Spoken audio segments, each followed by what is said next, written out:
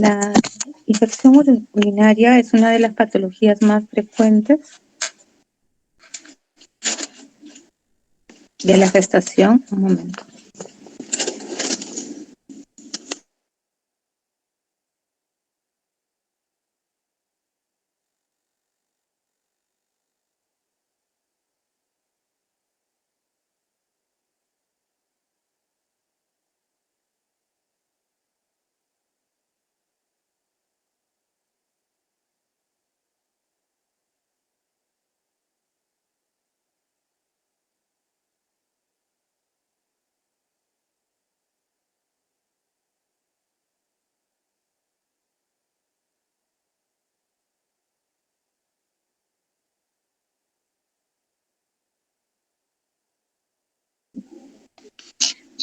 Bueno, buenas tardes, chicos.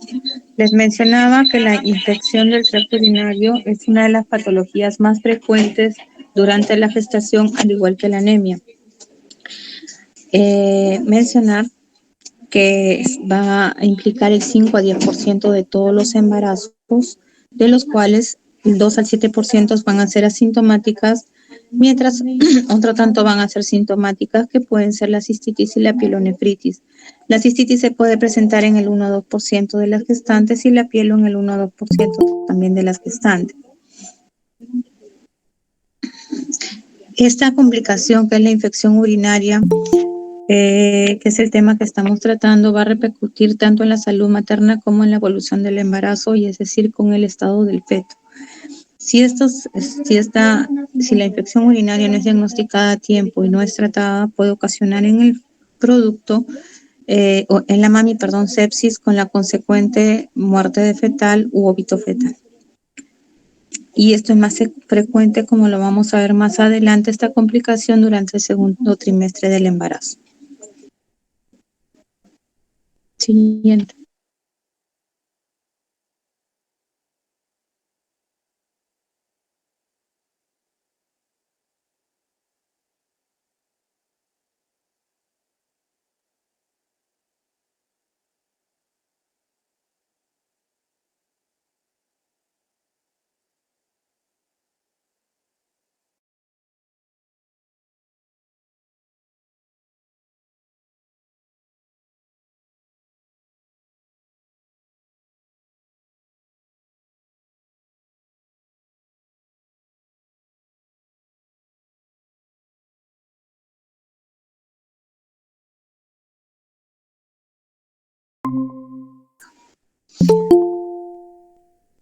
Siguiente.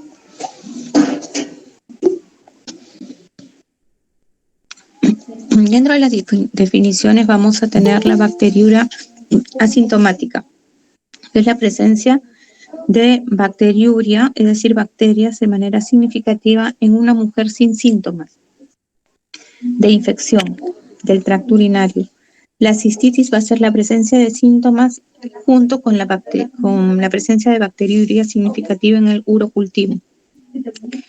La pielonefritis aguda va a ser una infección de la vía excretoria alta y del parénquima renal, de uno de ellos o de ambos riñones, que se va a acompañar de fiebre, dolor en flanco, puño percusión lumbar positivo, escalofríos, malestar general, náuseas y vómitos. Este se suele presentar en el último trimestre de la gestación y generalmente va a ser secundario a una bacteriuria asintomática no diagnosticada y no tratada correctamente. La bacteriuria significativa, vamos a encontrar un urocultivo con presencia de más de 100.000 unidades formadoras de colonia de orina de un solo uropatógeno en una muestra obtenida por micción limpia. Dentro de la fisiopatología del tracto urinario durante el embarazo, vamos a ver que va a haber una dilatación que comienza en la pelvis renal. La dilatación va a ser bilateral y generalmente se inicia a partir de la sexta semana del embarazo y alcanza su pico máximo entre las 22 a 24 semanas de gestación. Esta dilatación suele ser mayor en el lado derecho que en el lado izquierdo.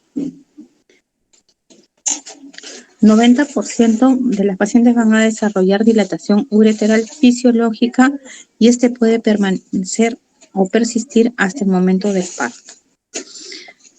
Esta dilatación suele albergar hasta 200 mililitros de orina, lo que va a facilitar que persista la infección de tracto urinario. Vamos a ver que esto se va a dar principalmente por un aumento del volumen vesical, una disminución del tono vesical y uretral, y esto va a condicionar a una éstasis urinaria y reflujo uretrovesical que va a llevar a una pielonefritis. El cuerpo lúteo va a ser, es mantenido o es preservado, mantenido, que mantiene la gestación, va a estar principalmente persistir por acción de la progesterona. La progesterona se va a encontrar aumentada generalmente en la gestación y esto va a ocasionar ciertos síntomas y ciertas consecuencias. Por ejemplo, fisiopatológicamente va a disminuir el tono y la contractibilidad de la musculatura lisa. Esto va a hacer que se reduzca el peristaltismo. Esto se da aproximadamente durante el segundo mes, lo cual va a causar tanto hiperemia del trígono vesical como adherencia de los gérmenes. Hacia el séptimo y octavo mes se va a ocasionar entonces un estancamiento de la orina y reflujo vesicouretral porque va a disminuye el lumen del esfínter ureterovesical y esto va a hacer que aumente el volumen circulante, que implica un incremento del filtrado glomerular en un 30-50%. Como consecuencia va a haber una alcalinización del pH de la orina, un aumento de la concentración de azúcares y aminoácidos, lo que va a llevar a la disminución de la capacidad de la reabsorción tubular de la glucosa y va a causar glucosuria. Dentro de la epidemiología y como resumen, mencionar que las infecciones de tracto urinario constituyen una complicación médica más frecuente durante el embarazo, siendo del 5 a 10%. 20 o 40% de las bacteriurias asintomáticas no tratadas evolucionan a pielonefritis aguda durante la gestación y con tratamiento antibiótico adecuado la progresión puede disminuir hasta en un 3%. Hasta un 50% de mujeres con clínica de cistitis resultan con urocultivo negativo y estos casos se denominan síndrome ureteral agudo o cistitis bacteriana y están asociados a infecciones por clamidia. Hasta un 70% de las pielonefritis agudas durante la gestación son precedidas por bacteriuria asintomática. Y una correcta erradicación de la bacteriuria asintomática durante la gestación reduce en un 80% la evolución a una pielonefritis. La pielonefritis aguda es más frecuente durante la segunda mitad del embarazo, durante más o menos es el 4% en pacientes durante el primer.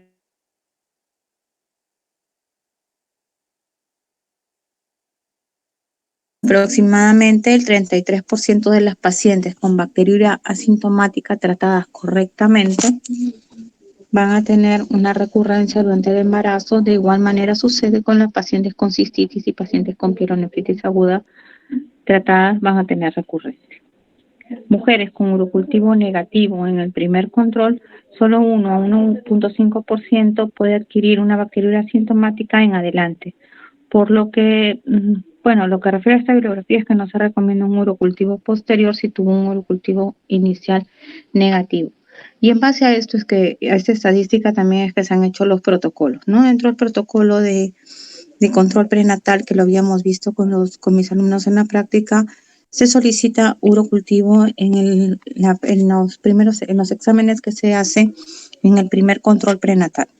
En los siguientes exámenes que se hacen de control durante el tercer trimestre, se le pide examen de orina simple si es que el urocultivo de inicio fue negativo, de acuerdo al protocolo.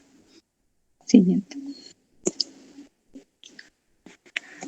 Mencionar en la etiología cuáles son los microorganismos más frecuentes que causan las infecciones urinarias. Tenemos a los gram negativos, principalmente el Escherichia coli, en un 80-90% de los casos, seguido de la Klebsiella, Proteus mirabilis y Pseudomonas cytobacter. Esto incluye el grupo de los gram negativos. Seguido de los gram negativos también son frecuentes los cocos gram positivos, como el Streptococcus agalactiae, que es el más frecuente en este grupo.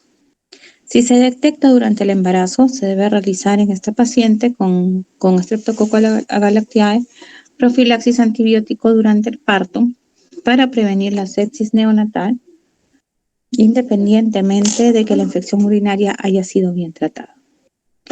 El estafilococo saprophyticus y enterococcus causan menos del 1% de los casos. Es importante mencionar el tratamiento antibiótico en estas pacientes. Debe ser dirigido y también debemos ver el tema de en el urocultivo la resistencia y el antibiograma, ¿no? Primero aislar el germen para poder dar el tratamiento adecuado a la paciente dirigido hacia el patógeno, ¿no? Los factores de riesgo asociados tenemos como primer factor de riesgo el antecedente de infección de tracto urinario, estado socioeconómico bajo, hemoglobina drepanocítica, diabetes mellitus y gestacional, vejiga neurogénica, cálculo renal o ureteral y multiparidad, inmunodeficiencia.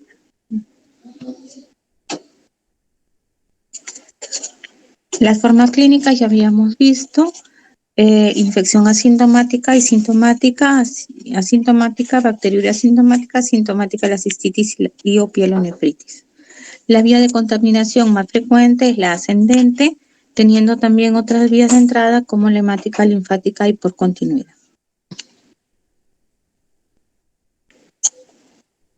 La bacteriuria asintomática, un resumen, basa en la presencia de bacterias en orina, ausencia de síntomas clínicos y un urocultivo mayor de 10 a las 5 colonias unidades formadoras de colonia, una incidencia del 2 al 7%.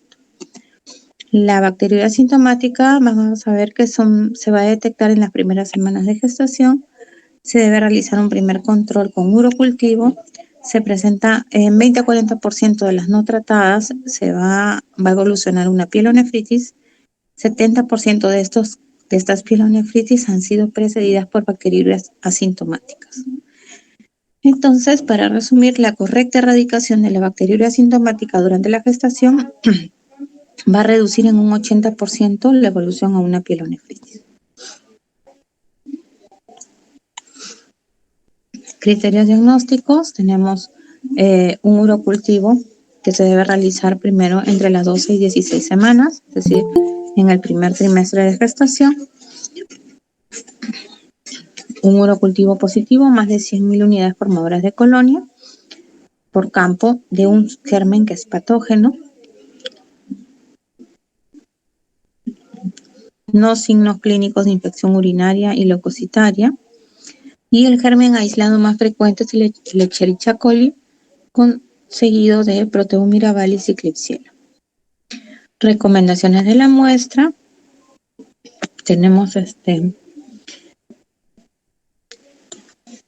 si la muestra es de 10.000 a 100.000 unidades formadores de colonia por mililitro de cultivos polimicrobianos, debe repetirse el cultivo con extremo cuidado, pues esa muestra está contaminada.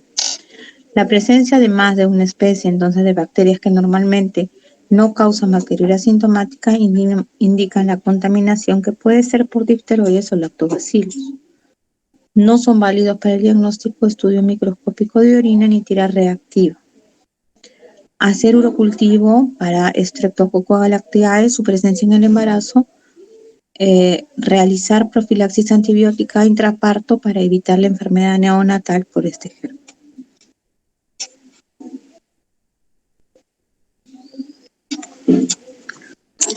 ¿Cómo debe tomarse la muestra? Vamos a mencionarlo rápidamente porque tenemos varios temas. Lavarse las manos y genitales externos con agua y jabón.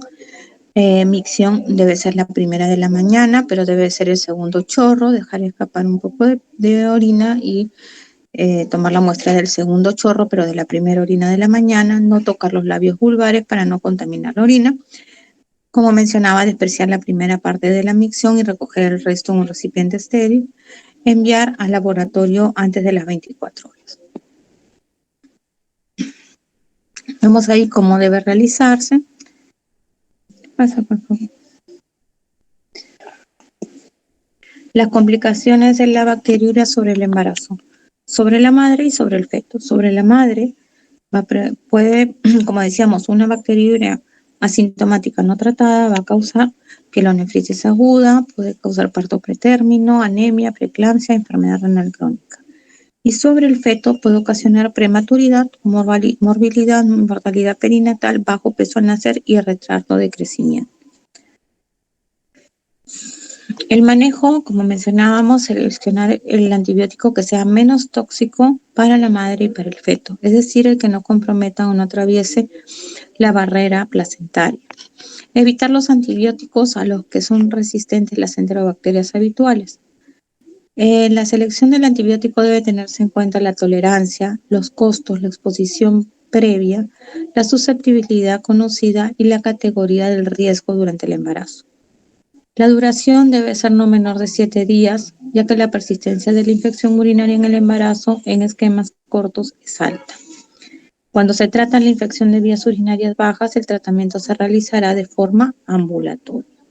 El tratamiento parenteral únicamente se da si hay intolerancia o resistencia a la medicación oral. En algunos casos, también porque a veces encontramos una cepa del E. coli, por ejemplo, que es la BLE. La BLE es resistente a veces, en su mayoría son resistentes y es sensible solamente a los carbapenenos, los cuales son administrados endovenosamente. Por eso que en estas pacientes es muy recomendable hospitalizar para poder iniciar el tratamiento con carbapenenos, ¿no? Siguiente. Bueno, el tratamiento, vamos a algo bastante simple. Principalmente se debe tratar la bacteriuria asintomática, el manejo de forma ambulatoria. El tratamiento va a ser según el resultado del urocultivo, la sensibilidad del antibiograma, la antibiótico-terapia por un plazo no menor de 7 días. Se puede utilizar nitrofurantoína hasta antes de las 37 o 42 semanas de gestación. Después de las 37 no se recomienda ni durante el trabajo de parto porque esto puede dar riesgo de anemia hemolítica en el recién nacido. Podemos utilizar también cefalosporinas de primera generación como la cefalexina en dosis de 250 a 500 miligramos cada 6 horas, amoxi con ácido clavulánico o amoxicilina sola también. No es recomendable utilizar las sulfas o trimethoprim sulfamethoxazol por los riesgos de teratogenicidad, principalmente a nivel de tubo neural. La terapia antibiótica debe ser de profilaxis, debe ser de 3 días y ha demostrado ser tan efectiva como la de 7 días en mujeres no gestantes, pero en mujeres embarazadas no ha sido evaluada adecuadamente. Debe realizarse un urocultivo de control 1 a 2 semanas después de terminado el tratamiento y las pacientes que presentan episodios recurrentes de bacteriuria sintomática deben realizar una supresión continua de antibiótico con nitrofurantoína 100 miligramos antes de acostarse durante el resto del embarazo hasta antes de las 37 semanas, como lo mencionamos anteriormente.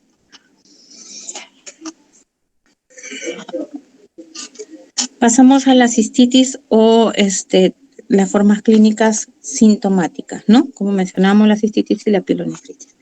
Dentro de la clínica tenemos urgencia urinaria, disuria, polaquiuria, tenemos vesical, dolor suprapúbico, ocasionalmente hematuria, piuria y una orina con mal olor.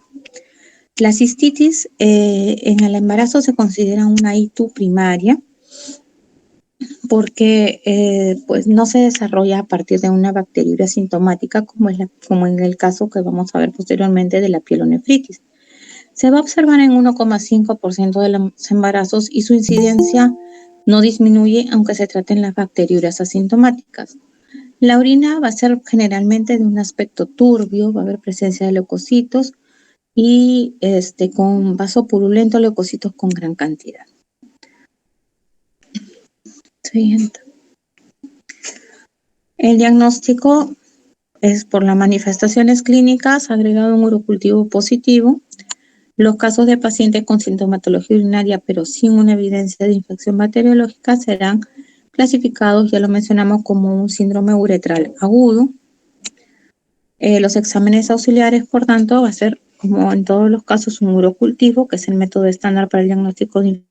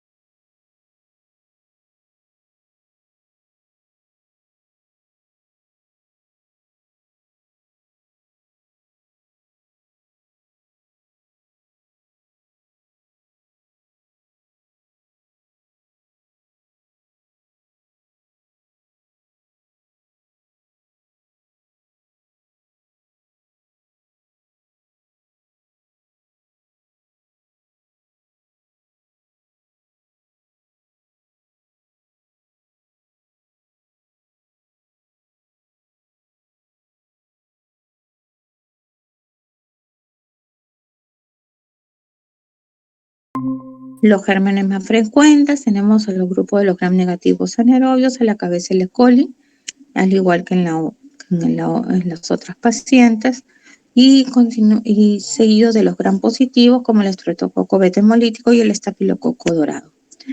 Los gérmenes habituales de la uretra que se arrastran por la orina en el chorro inicial puede ser corinebacterio o estafilococo aureus. La mayoría de las pielonefritis aguda aparecen en el tercer trimestre de la gestación. En la clínica va a haber todos los signos clínicos de la cistitis, pero a eso le vamos a agregar fiebre, que va a ser de una aparición brusca mayor de 39 grados centígrados, que va a cursar con picos que suelen ceder entre las 48 horas de tratamiento. La paciente también puede presentar escalofríos que van a sugerir bacteriemia, dolor lumbar uni o bilateral que irradia el trayecto uretral, anorexia, náuseas, vómitos que pueden causar deshidratación. La exploración física, puño percusión lumbar positivo, dolor a la compresión o la presión de fosas ilíacas en el fondo de los sacos vaginales, tacto vaginal por posible amenaza de parto prematuro concomitante. El diagnóstico se hace por un urocultivo positivo, sedimento de orina que puede haber piuria, cilindros, hematuria, proteinuria y gérmenes abundantes. Podemos encontrar un hemograma patológico con desviación izquierda, anemia hemolítica y con disminución del 6% del hematocrito por endotoxina. Hemocultivo, fiebres persistentes o sospecha de sepsis. La radiografía de tórax se pide en disnea o taquipnea. La mortalidad, vamos a ver en la madre, pues el shock séptico y muerte, insuficiencia renal crónica, anemia, preeclampsia, eclampsia. Feto, bajo peso al nacer, infección pretérmino, aumento de la mortalidad perinatal y los anexos ovulares como la coriomionitis y la ruptura prematura de membrana. El tratamiento, el manejo de la pielonefritis, a diferencia de las otras formas de infección urinaria, es hospitalización. Debe hacerse una exploración obstétrica, tacto vaginal, monitoreo de latidos cardíacos, presencia dinámica uterina. Evaluar el estado general de la paciente y monitorización periódica de las funciones vitales. Solicitar a la paciente una ecografía obstétrica, un hemograma, hemoglobina, pruebas de función renal, examen completo de orina.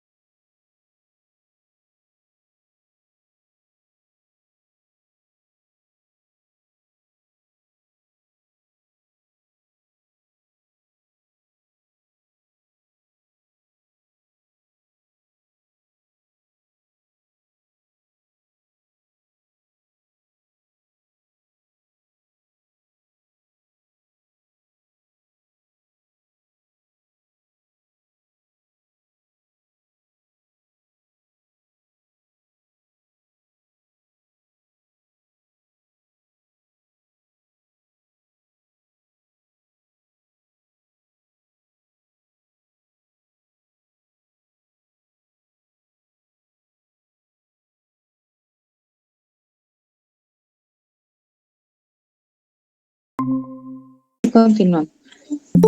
Si la paciente permanece afebril por más de 48 horas, se debe cambiar antibióticos endovenosos por antibióticos de vía oral y valorar la posibilidad de alta para continuar el tratamiento hasta por 14 días. Se debe realizar un urocultivo de control 1 a 2 semanas de terminado el tratamiento. Y las pacientes que presentan episodios recurrentes de bacteriuria significativa recibirán una supresión continua de antibióticos con nitrofurantoína 100 miligramos antes de acostarse por el resto del embarazo hasta las 37 semanas.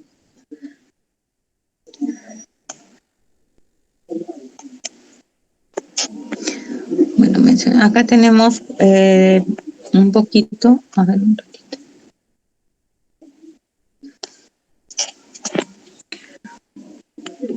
La cefalosporina, por ejemplo, de primera y segunda generación que utilizamos tanto en todas las patologías y las infecciones de las vías urinarias, sean altas o bajas, vamos a ver que tienen buenos niveles en orina, baja toxicidad, buena tolerancia, cobertura contra gram positivos, incluyendo SAM, pero no enterococos, cobertura gram negativo solo para algunos patógenos de la comunidad, y se pueden administrar en el embarazo. Dentro de las desventajas hay una altísima resistencia, que es más del 60-70%, en enterobacterias de la comunidad, lo cual restringe su inicio empírico. Se debe administrar solo por terapia dirigida. Pasar de endovenoso a oral no es fácil por necesidad de dosis elevadas. La moxilampicilina, vamos a ver dentro de las ventajas, son activas contra enterococos sin necesidad de clavulánico o sulbactam. El inhibidor, que es el clavulánico, le aumenta la actividad para anaerobios y algunas enterobacterias. Es similar dentro de las ventajas a la cefalosporina de segunda generación contra bacterias gram negativas. Las desventajas es que podrían ser una opción oral según el antivirograma para ITU. No se usan como tratamiento empírico inicial por el riesgo de resistencia.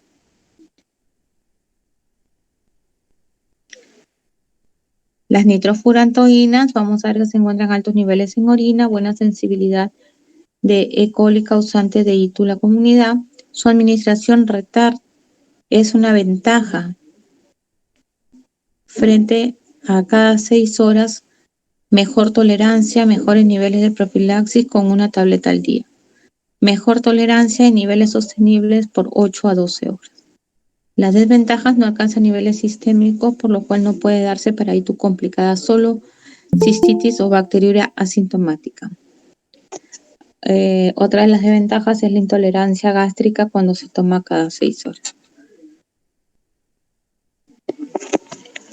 Dentro de las conclusiones, entonces, importante, las gestantes con bacteriuria asintomática presentan un mayor riesgo de pielonefritis que la población no gestante. La infección urinaria conlleva a un mayor riesgo de parto pretérmino de recién nacidos de bajo peso y un aumento, por ende, de la mortalidad perinatal. La existencia de pielonefritis agudas en la gestante implica un riesgo de bacteriemia, lo cual ensombrece el pronóstico fetal. El tratamiento correcto de la bacteriuria asintomática en la gestante elimina casi todas las complicaciones.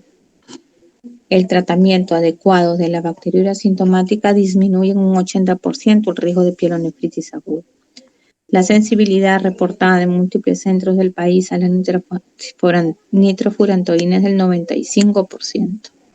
Y se ha reportado, pero ya sabemos que la nitro no va para piel, solamente para las bacteriurias y la cistitis, ¿no? Y se ha reportado alta sensibilidad a cefalosporinas de primera y segunda generación. La resistencia a las quinolonas se encuentra entre un 20 y 40%, lo cual limita su uso empírico, además de que son también teratogénicas.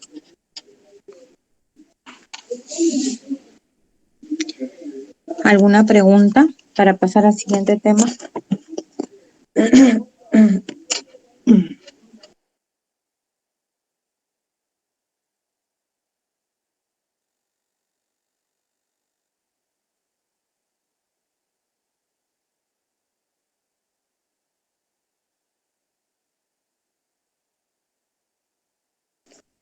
Ya, entonces vamos a pasar al siguiente tema, un ratito para abrir.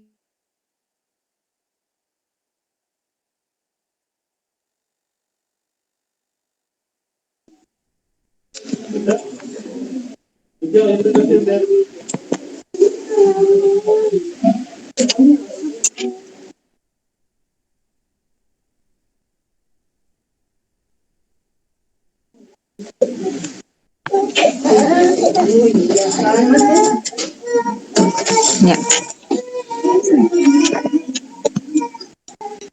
Bueno, continuamos con mastitis, con el tema de mastitis.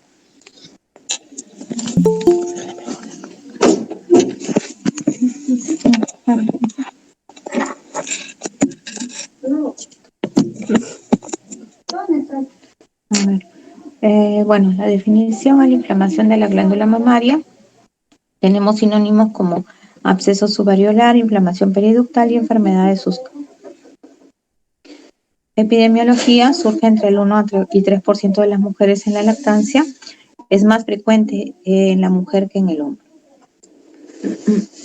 El agente causal más frecuente en ese orden es el estreptococo del grupo B y el estafilococo aureus.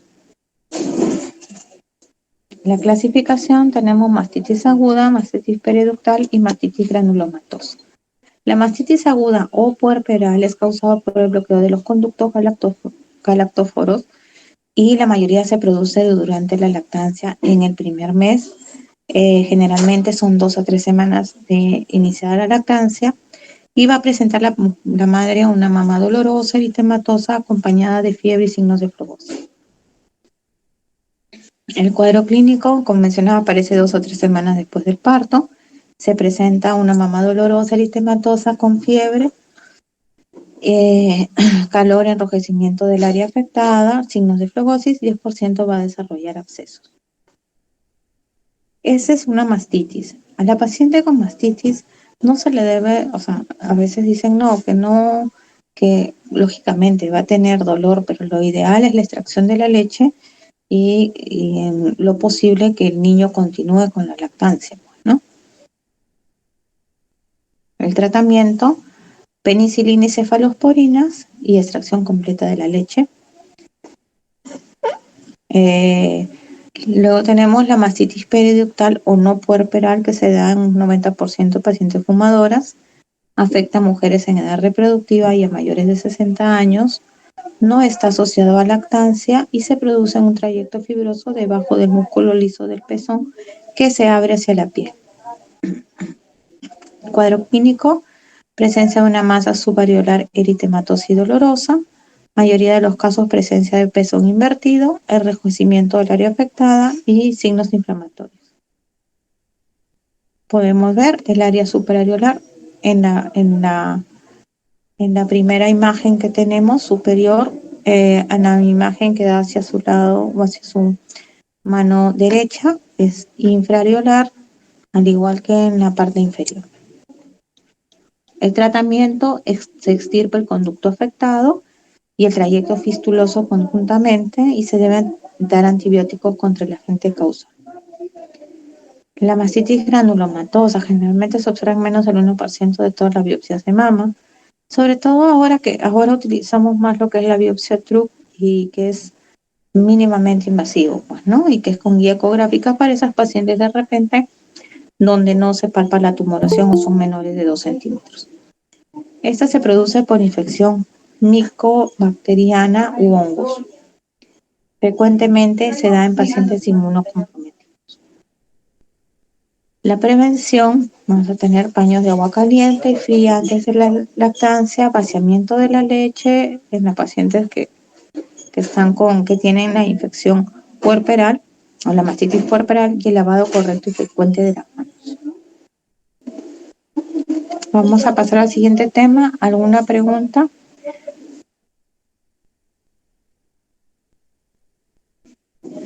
No, doctora. Continuamos entonces con infección de sitio operatorio o ISO. Ya, es la presencia de la secreción purulenta en el sitio de la incisión quirúrgica. Debe ocurrir dentro de los 30 días posoperatorios o si se ha dejado un implante dentro de un año. La ISO se clasifica en incisional, que puede ser superficial o profunda. La superficial compromete piel y tejido subcutáneo y la profunda compromete fascia o músculo. Puede ser de órgano o espacio, si compromete cualquier parte de la anatomía de la cavidad que haya sido manipulada durante la cirugía. Entonces, en las figuras que vemos abajo, si pueden ustedes ver, vemos una infección incisional superficial, que vemos que es en la sutura de piel. La otra, que es una infección de la incisión profunda, cuando estamos por debajo de la aponeurosis. Y la infección de órganos y espacio, perdón, por encima de la aponeurosis, y la infección de órganos o espacios es cuando estamos ya por debajo de músculo. Criterios para definir la infección del sitio operatorio superficial. Uno, debe ser secreción purulenta de la incisión, identificación de microorganismos aislados en cultivo, al menos uno de los siguientes signos o síntomas de infección, ¿no? Dolor, edema, eritema, y que la incisión superficial esté abierta por el cirujano. Diagnóstico de ISO superficial realizado por el cirujano o médico tratante. Bueno, importante, la infección de un punto, secreción confinada a uno de los puntos.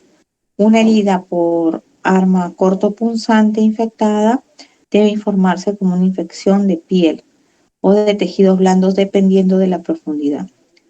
Informe la infección de episiotomía como una infección del tracto genital. No se informe como hizo superficial a la infección de quemaduras. Esto es importante porque uno de los parámetros con los cuales se va viendo las metas y los logros de un hospital, tanto para bien como para mal, son las infecciones de herida operatoria, ¿no? Esas son causas de reunión generalmente por los grupos de gestión, porque mientras más infecciones de herida operatoria hay en un servicio, entonces se tiene que hacer un estudio, puesto que algo no está bien, o sea, puede estar contaminada sala de operaciones, no se puede estar realizando el correcto lavado de las manos de las personas, de los cirujanos o de las enfermeras o de los que participan durante la cirugía. Entonces, o del mismo equipo, ¿no? De repente hay un problema en cuanto a la esterilización del equipo. Entonces, se tiene, cuando ya esto es recurrente, se hace lo que es el aislamiento, se toma una muestra de cada lugar del cirujano, la mano del cirujano, del lavatorio, de los campos, para poder ver cuál es el germen que está predominando y dependiendo de eso, poder tratar de mejorar, ¿no? Para que no continúen las infecciones. Infección del sitio operatorio profundo.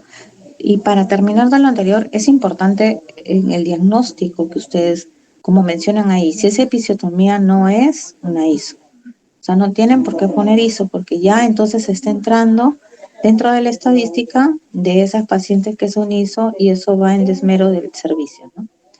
Bueno, la infección del sitio operatorio profundo va a ser la secreción purulenta profunda de la incisión, no compromete órgano y espacio en el sitio quirúrgico. Va a haber una dehiscencia espontánea de la incisión profunda o abierta deliberadamente por el cirujano cuando el paciente presenta alguno de los siguientes signos o síntomas como fiebre, dolor localizado, hipersensibilidad, a menos que el cultivo de la herida sea negativo. Un absceso u otra evidencia de la infección que involucra la incisión profunda detectado por examen directo, histología o radiología. El diagnóstico es por el cirujano o por el médico tratante. Infección del sitio operatorio, órgano o espacio. Es la infección que involucra cualquier parte del cuerpo, excluyendo la piel, fascia y capas musculares abiertas o manipuladas durante el procedimiento quirúrgico y presenta al menos uno de los siguientes hallazgos. Secreción purulenta por un dren colocado en la herida operatoria o cavidad del órgano, microorganismo aislado de cultivo de líquido, tejido de órganos de la cavidad, hallazgos de un absceso u otra evidencia de infección de órgano o espacio por medio de visualización directa al reoperar o por examen histopatológico o radiológico. Y diagnóstico por el cirujano o médico tratante. la microbiología en este orden, ¿no? Más frecuente es el estafilococo aureus, seguido el estafilococo coagulasa negativo, enterococo y E. coli. La contaminación microbiana ocurre siempre antes de la infección de herida operatoria. El riesgo de infección puede conceptualizarse de acuerdo con la siguiente relación. Dosis de la contaminación microbiana o bacteriana por la virulencia es igual al riesgo de infección de herida operatoria. Cuantitativamente se ha demostrado que si un sitio quirúrgico se contamina con más de 10 a la 5 microorganismos por gramo de tejido, puede ser menor cuando hay material extraño en el sitio operatorio. Bueno, acá vemos que en ginecobstetricia lo más frecuente son los bacilos gram negativos, como ya lo habíamos mencionado anteriormente. Los factores de riesgo que influyen en las ISOs van a ser la edad, estado nutricional, diabetes, paciente fumadora, respuesta inmune alterada, colonización de microorganismos, tiempo de estancia preoperatoria, duración del lavado quirúrgico, antisepsia de la piel, duración del procedimiento quirúrgico, profilaxis antibiótica, presencia de material contaminado en el sitio quirúrgico y técnica quirúrgica. El rasurado. Para resumir, hay muchos estudios que mencionan que sí se debe rasurar, otros que no se debe rasurar. En realidad, lo que se hace actualmente sí, se rasura la zona del sitio operatorio, pero se ha visto también que obviamente hay un mayor riesgo, ¿no? Hay un mayor riesgo de infección, ¿no? El rasurado en el preoperatorio debe realizarse cuando se realiza inmediatamente, ¿no? El rasurado en el preoperatorio, la noche anterior a la cirugía, se asocia con un riesgo más alto para ISO que cuando se utilizan agentes depilatorios o cuando no se remueve el vello. Mencionaron también que en un estudio que la tasa de infección de herida operatoria fue de 5.6% cuando el vello se removió con una máquina de afeitar, mientras que fue de 0.6 cuando se utilizaban agentes depilatorios o no se rasuró. Al comparar el rasurado inmediato con el realizado 24 horas antes del procedimiento quirúrgico, se encontró una disminución de la infección de herida operatoria del 3,1 al 7,1%, contra el 7,1%, más de la mitad. Lo que pasa es que si lo rasuras antes, se dejan pues áreas que son abiertas de piel para que ingresen los gérmenes, ¿no? Y es ahí y generalmente vemos que es el estafilococo, entonces es un germen que es de piel, ¿no? Entonces es por eso que a pesar de que la paciente se opera por ejemplo, la paciente programada se opera el día 10, no se le dice que venga rasurada, sino se la rasura hospitalizada, ¿no? Cortar el vello con una máquina de peluquería inmediatamente antes de la cirugía asoció con un riesgo más bajo de infección de herida operatoria que al rasurar cortándolo en la noche anterior de la cirugía. Criterios de clasificación de las incisiones: puede ser limpia contaminada. Limpia, tenemos incisiones en cavidades cerradas, sin drenaje, sin trauma, sin inflamación, ni fallas en la técnica de asepsia. Limpia contaminada, apertura del aparato genital urinario, ausencia de urocultivo positivo, apertura de la vía respiratoria del tubo digestivo dentro de buenas condiciones y sin contaminación anormal. Apertura anormal, apertura de la orofaringe o de las vías biliares en ausencia de infección, ruptura mínima de drenajes mecánicos o de las técnicas de asepsia. Y tenemos la contaminada y la sucia. La contaminada va a haber apertura del tracto biliar o genitourinario en presencia de bilis, orina infectada, contaminaciones importantes con el contenido del tubo digestivo, fallas grandes en la técnica de asepsia, intervenciones en presencia de inflamación aguda sin pus. Y la sucia va a ser presencia de tejidos devitalizados o de inflamación bacteriana con pus o con contaminación fecal o de cuerpos extraños. Esta es unas anotaciones de una guía mexicana acerca de la infección de herida quirúrgica postcesárea, que es lo más frecuente tenemos en el hospital y en el departamento de ginecobstetricia. La cesárea está considerada como un procedimiento contaminado cuando existe trabajo de parto previo o ruptura prematura de membrana, y aséptico o no contaminado cuando estos dos eventos no se presentan. En las cesáreas, el agente más frecuente es el estafilococo coagulasa negativo. El antibiótico de elección en la psicoprofilaxis antibiótica, cada operación va a ser ampicilina 2 gramos. Generalmente estamos utilizando en el hospital la cefalosporina de primera generación en dosis única. Si es alérgica a la paciente, se puede utilizar clindamicina. El tiempo de administración de la dosis del antibiótico profiláctico para la operación de cesárea debe ser 15 a 60 minutos previo a la incisión. Pasamos al siguiente tema.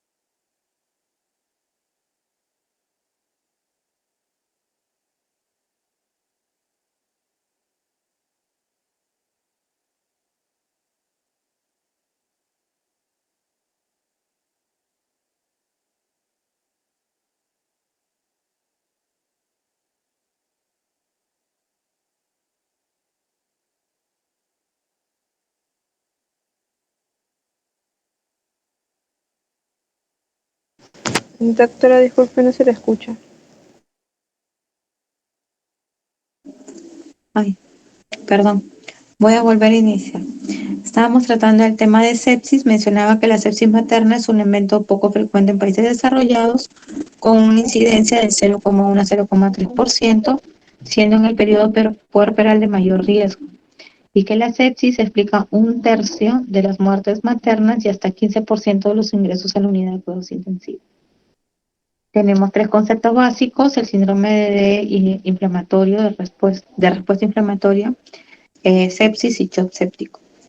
El primero es una respuesta adaptativa y apropiada que puede incluir leucocitosis. Esta respuesta va a ser de la paciente a un agente infeccioso que no tiene que conllevar a una disfunción orgánica ni a posteriores complicaciones. La sepsis, en cambio, es una disfunción orgánica potencialmente letal que se presenta en una paciente con infección y se debe a un desequilibrio entre los agentes pro y antiinflamatorios, lo que implica la destrucción de los tejidos. La mortalidad descrita por sepsis oscila entre el 10 al 40%.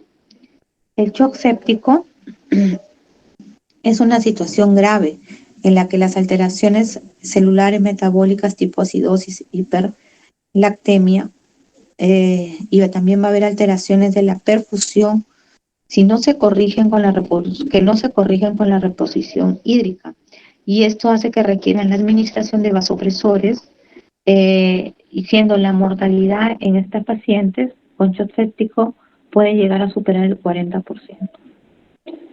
La etiología: el 50% de las infecciones en gestantes y puérperas que evolucionan a sepsis son de origen genital, endometritis, reumonitis, infección de herida quirúrgica, aborto séptico. Del tracto urinario hasta 1/3 y del tracto respiratorio otro 1/3. El origen más frecuente es polimicrobiano. El germen más frecuente es Escherichia coli, que junto al estreptococo beta hemolítico del grupo A constituyen hasta el 40% de las infecciones que evolucionan a sepsis, shock y muerte. El síndrome de respuesta inflamatoria sistémica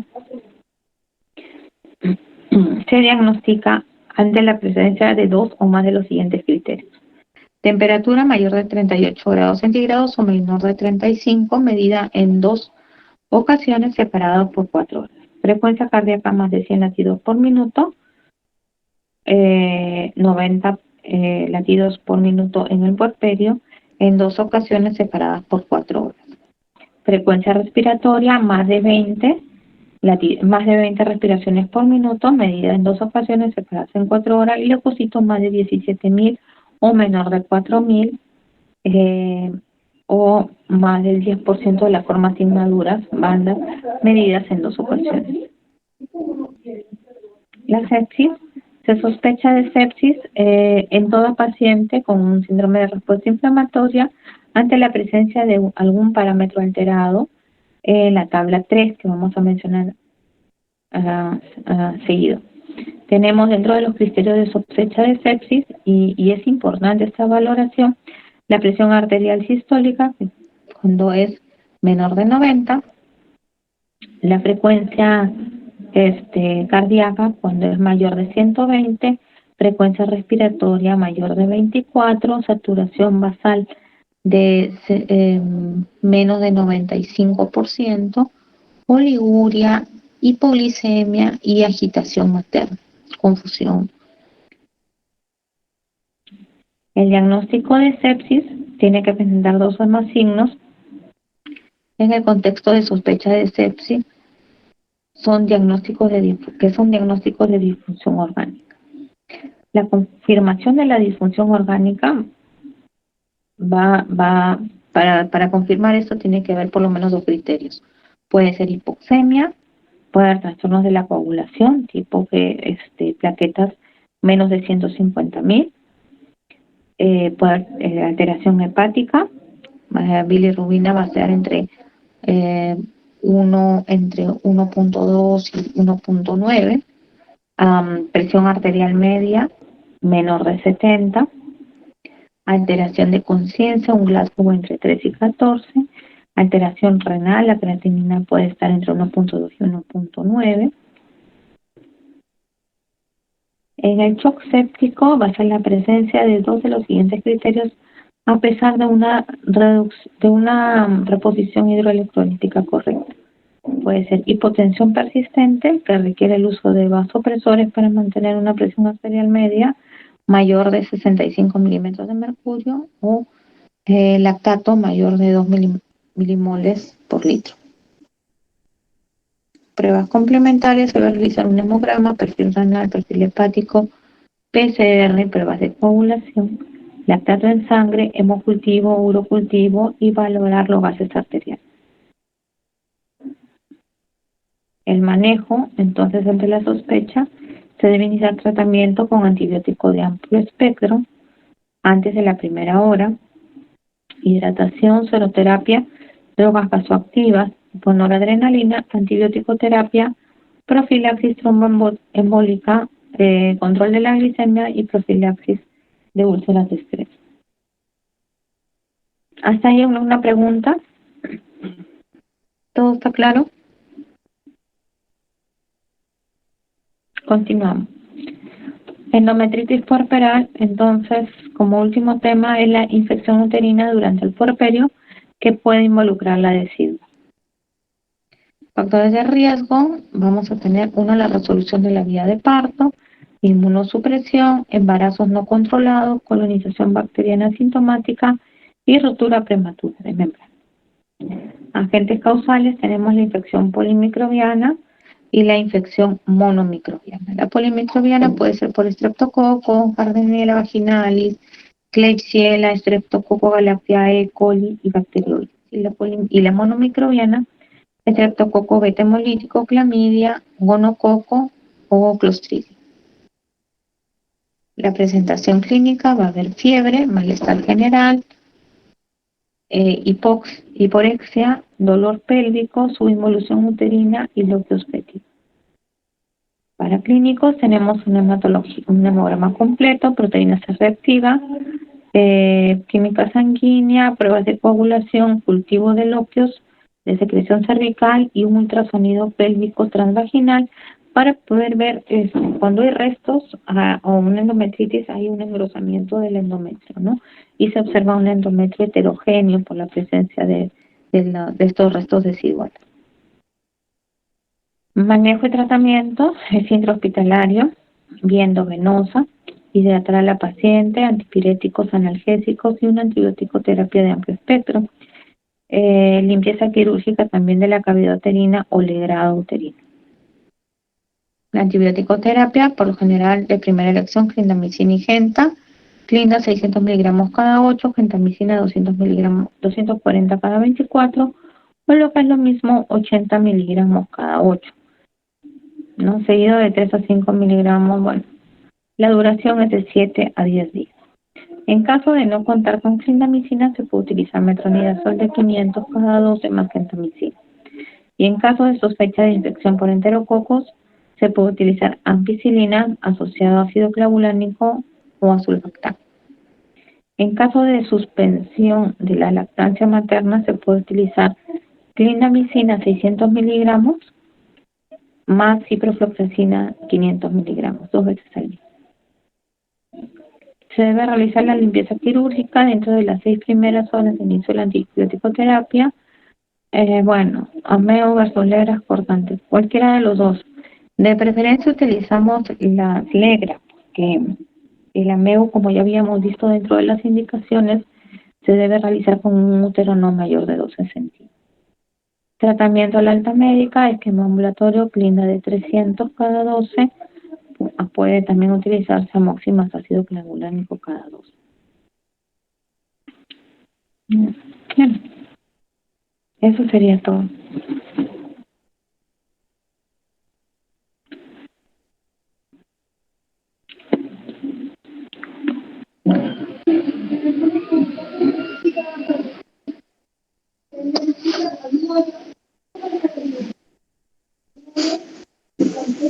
¿Alguna pregunta, chicos? ¿Todo bien?